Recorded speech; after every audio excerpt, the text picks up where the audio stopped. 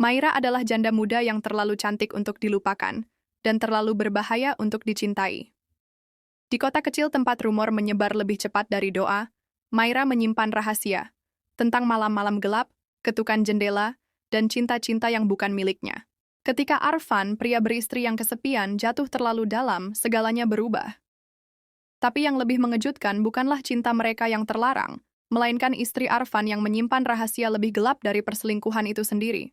Ini bukan kisah tentang cinta sejati.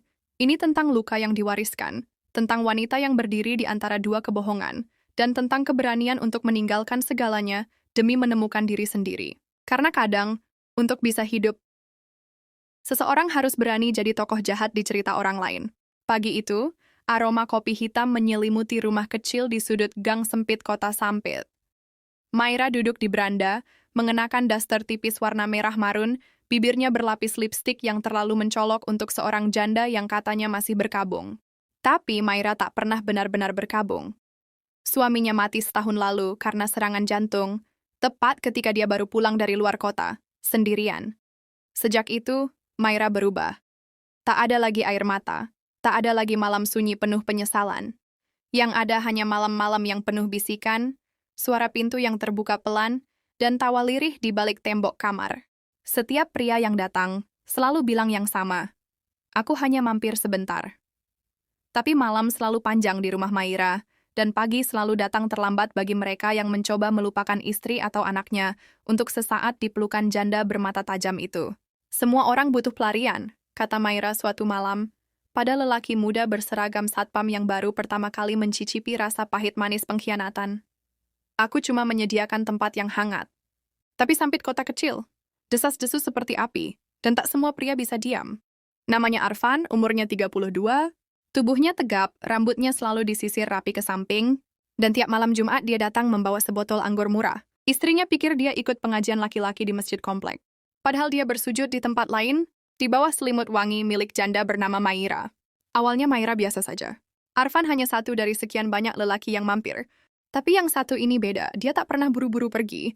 Kadang dia duduk lama setelahnya, menatap langit-langit kamar sambil merokok, atau menuliskan puisi di notes kecilnya. Maira mulai terganggu. "Kenapa kau masih di sini?" tanya Maira suatu malam. Arfan hanya tersenyum. "Kau tahu di rumah tak ada yang dengarkan aku." Itu masalahnya. Arfan mulai menganggap Maira rumah, bukan tempat singgah, bukan tempat melupakan, dan dari situlah masalah muncul. Arfan mulai cemburu. Dia tanya siapa yang datang kemarin malam. Dia mulai muncul tanpa diundang. Pernah sekali dia datang ketika seorang pria lain baru saja pergi.